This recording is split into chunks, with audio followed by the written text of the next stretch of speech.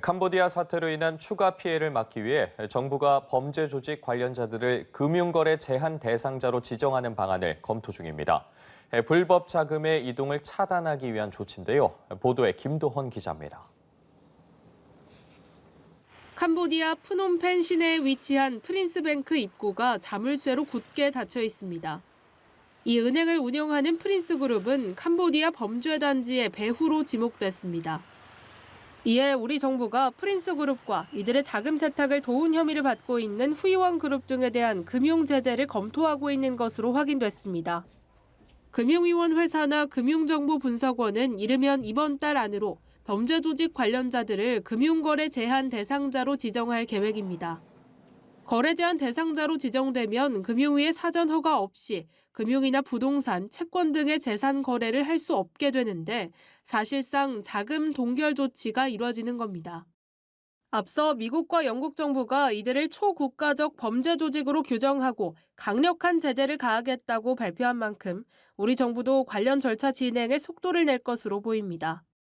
다만 금융거래 제한 대상자 지정을 위해서는 기획재정부와 외교부, 법무부 등의 동의를 받아야 하고 국가안전보장회의 등의 절차도 거쳐야 합니다.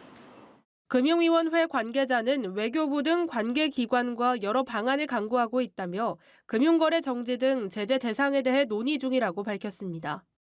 한편 캄보디아를 비롯한 동남아 지역에서 범죄 수익 세탁에 가상자산이 악용되고 있다는 지적이 나오자 금융당국이 테마 점검에 나서기로 했습니다. 당국은 프린스그룹 등이 미국과 영국의 제재 리스트에 오른 만큼 해당자와 거래하면 2차 제재를 받을 수 있고 고위험 고객으로 분류될 경우에는 거래가 중지될 수 있다고 경고했습니다. 연합뉴스TV 김도헌입니다. 캄보디아 범죄단지의 배후로 지목된 프린스그룹의 자금이 국내 금융사의 현지 법인 계좌에 900억 원 넘게 남아있는 것으로 드러났습니다. 국제 제재 이후 동결 조치가 이뤄졌지만 우리 정부의 대응이 늦었다는 지적도 나옵니다. 김수빈 기자입니다.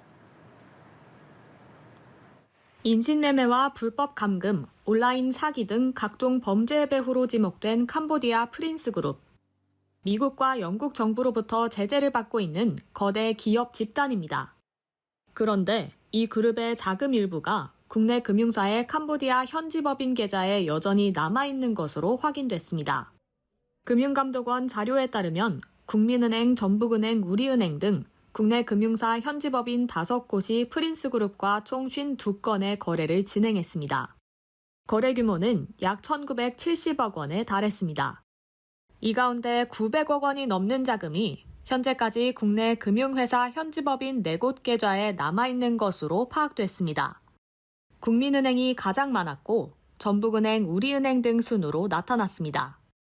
은행들은 미국 해외자산통제국 OFAC가 프린스그룹 제재를 결정하자 해당 계좌를 곧바로 동결한 것으로 전해졌습니다.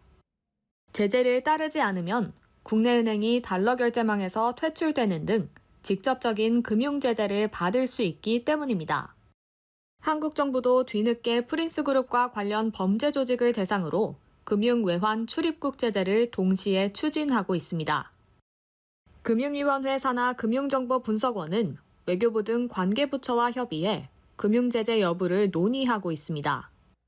일각에선 한국 정부가 이미 범죄 정황과 피해를 인지하고서도 국제 제재가 발표된 뒤에야 대응에 나선 뒷북 조치란 비판이 제기됩니다.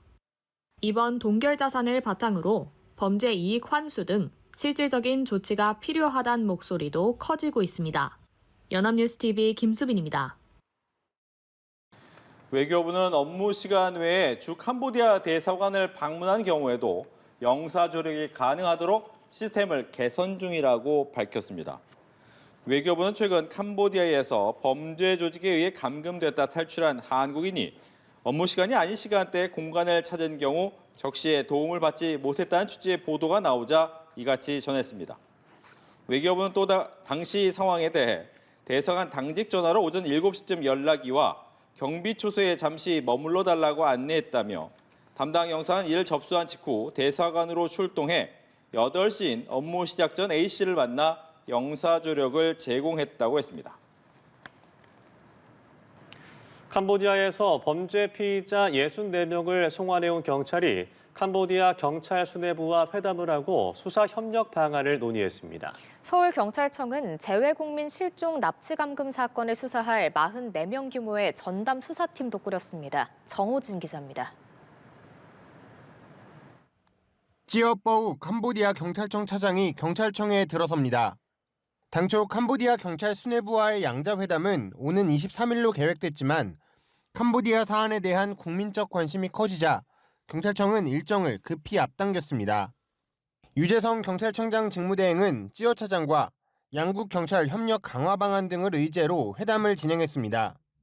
양측은 특히 24시간 한라인 운영과 한국인 대상 스캔 범죄 단속 강화 등 합동대응 TF의 실질적 운영을 위한 세부 방안에 대해 이번 주부터 논의하기로 했습니다. 또한 동남아 스캔 범죄 대응을 위해 발족되는 국제공조협의체의 공동조사 등에 캄보디아 경찰에서도 적극 동참하기로 했습니다. 경찰은 대외적으로는 협력 강화에 나서는 한편 내부적으로는 전담 수사팀을 꾸리며 관련 수사에 속도를 내고 있습니다. 서울경찰청 광역수사단의 형사기동대장을 단장으로 44명 규모의 재외국민 실종, 납치, 감금 수사 특별 전담 TF를 구성했습니다. 일선서에서 접수한 사건은 TF에서 전담 수사하고 대통령이 직접 지시한 불법 유인 광고를 삭제, 차단하고 필요시 운영자까지 수사할 사이버 수사팀도 TF에 배속했습니다. 캄보디아뿐만 아니라 동남아시아 전체를 대상으로 불법 유인 광고를 긴급히 삭제하라고 지시하셨습니다. 경찰은 캄보디아 범죄단지의 배후로 지목된 프린스 그룹과 관련해서도 첩보 수집에 나섰습니다.